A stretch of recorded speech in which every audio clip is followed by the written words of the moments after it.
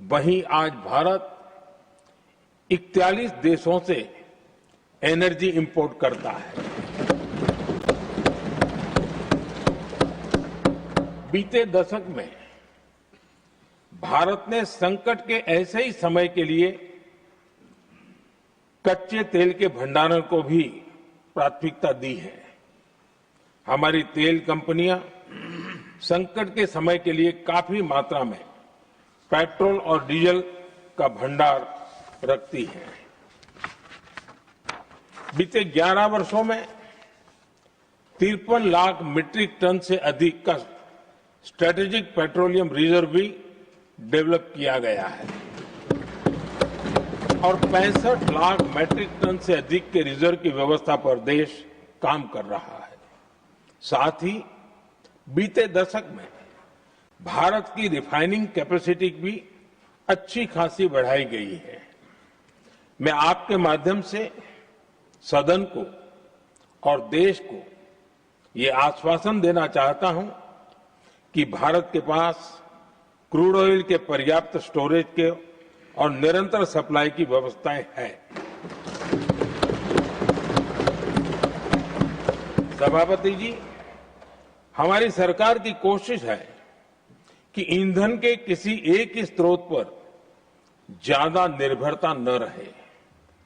सरकार घरेलू gas supply में एलपीजी के अलावा पीएनजी पर भी बल दे रही है।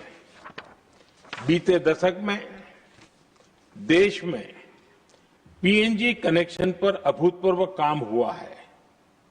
बीते दिनों में इस काम को और तेज किया गया है।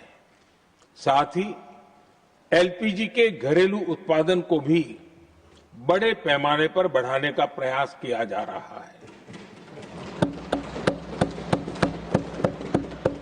सभापति जी, बीते वर्षों में सरकार का निरंतर प्रयास रहा है कि हर सेक्टर में दूसरे देशों पर निर्भरता कम से कम हो। हम ज्यादा से ज्यादा आत्मनिर्भर हो, यही एकमात्र विकल्प है। जैसे भारत का 90% से अधिक ट्रेड विदेशी जहाजों पर होता है। ये स्थिति किसी भी वैश्विक संकट में भारत की स्थिति को और भी गंभीर बना देती है।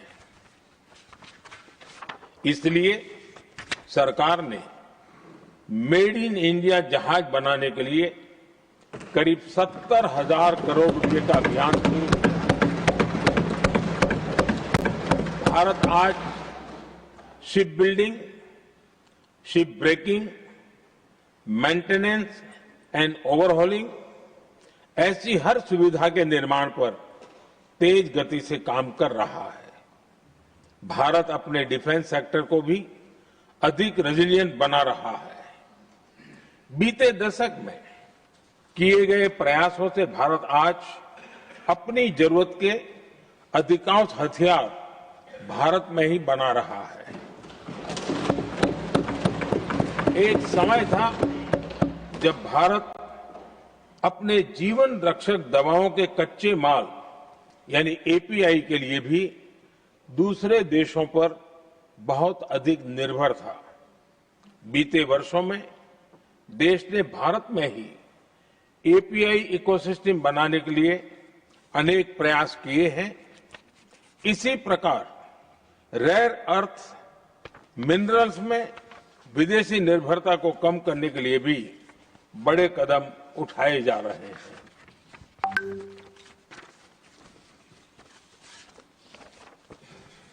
आदरणीय सभापति जी, वर्तमान संकट ने पूरी दुनिया की इकोनॉमी को हिला दिया है।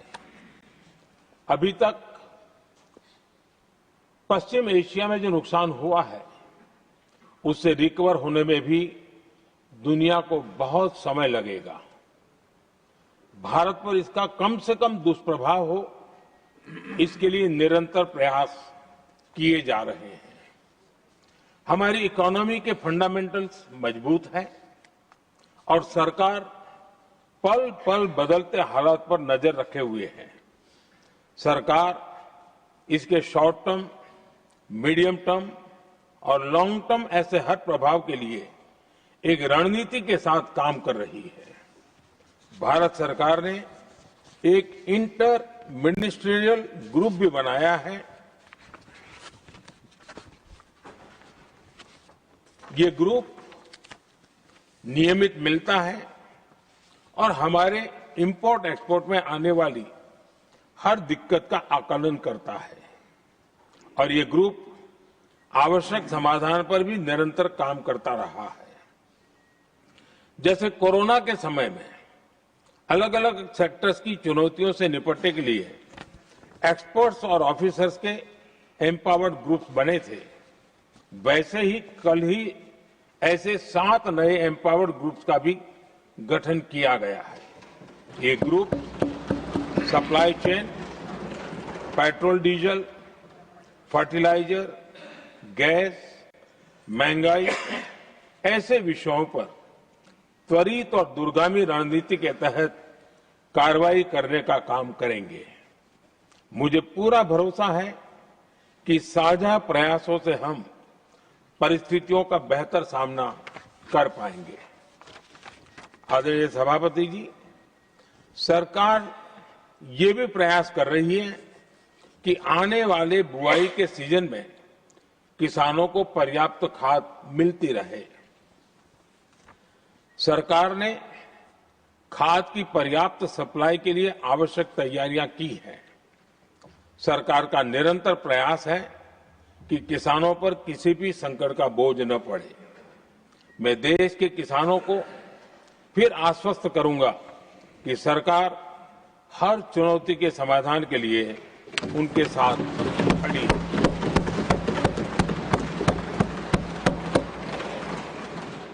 आदरणीय सभापति जी, ये राज्यों का सदन है।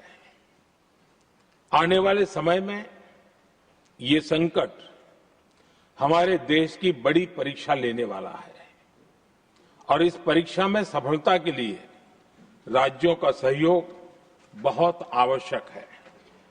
इसलिए इस सदन के माध्यम से मैं देश के सभी राज्यों की सरकारों से भी कुछ आग्रह करना चाहता हूं।